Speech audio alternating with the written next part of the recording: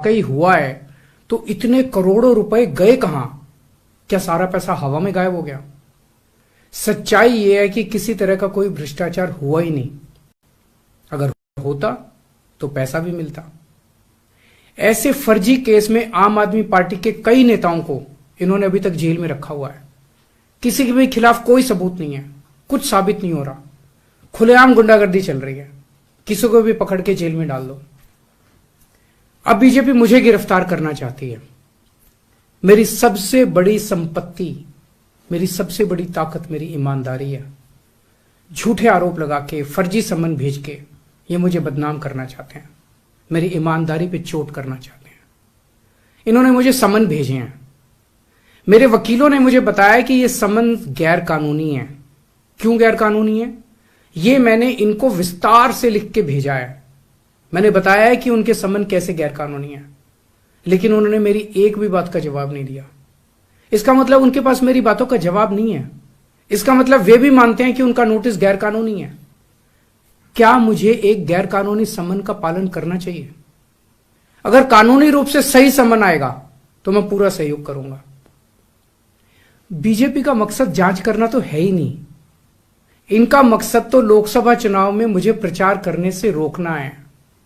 ठीक लोकसभा चुनाव के पहले इन्होंने मुझे समन भेजा है। क्यों? इस जांच को चलते 2 साल हो गए।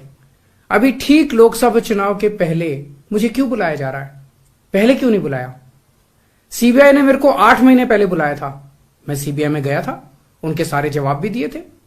लेकिन अब ये लोग ठीक लोकसभा चुनाव के 2 महीने पहले मुझे बुला रहे हैं। तो बीजेपी का मकसद कोई पूछताछ करना थोड़ी है। इनका मकसद है पूछताछ के बहाने केजरीवाल को बुला लो और उसे गिरफ्तार कर लो, ताकि मैं लोकसभा चुनाव में प्रचार ना कर पाऊं।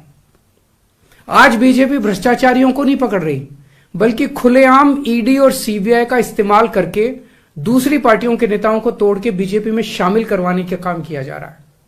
एक नहीं, 2 नहीं, कितने उदाहरण हैं जहां किसी पार्टी के नेता के खिलाफ ईडीआई सीबीआई के मामले चल रहे थे या उन पे गंभीर आरोप लगे हुए थे। जैसे ही वो नेता बीजेपी में शामिल हुए, उनके सारे पुराने मामले बंद कर दिए गए या ठंडे बस्ते में डाल दिए गए। तो जो इनकी पार्टी ज्वाइन कर लेता है, उसके सारे मामले रफा दफा कर दिए जाते हैं। जो इनकी पार्टी में नहीं जाता, वो जेल जाता है। आज मनीष सिसोदिया, संजय सिंह और विजय नायर इसलिए जेल में नहीं है कि उन्होंने भ्रष्टाचार किया है। वो इसलिए जेल में है क्योंकि उन्होंने बीजेपी में शामिल होने से इंकार कर दिया है। आज हम बीजेपी का मुकाबला क्यों कर पा रहे हैं? क्योंकि हमने कोई भ्रष्टाचार नहीं किया। अगर हमने जरा सा भी गलत काम किया होता तो दूसरे भ्रष्टाचारी नेताओं की तरह आज भी हम बीजेपी में शामिल हो चुके तो होते आज तक। इस तरह देश के ईमानदार नेताओं को जेल में डाल के और भ्रष्टाचारियों को अपनी पार्टी में शामिल करवा के ऐसे तो देश आगे नहीं बढ़ सकता। ये क्या चल रहा है? ये जो कुछ भी चल रहा है बहुत खतरनाक है। ये हमारे जनतंत्र के लिए बहुत गलत है। इसे रोकना होगा। मैं हमेशा देश के लिए लड़ा हूं। मेरा तन मन धन देश के लिए है। मेरी एक एक सांस देश के लिए है। मेरी खून की एक एक बूंद देश के लिए है। मेरे शरीर का एक एक कतरा देश के लिए समर्पित है। हमें मिलकर देश को बचाना है। मैं पूरी जी जान से इनके खिलाफ लड़ रहा हूं। आपका साथ चाहिए।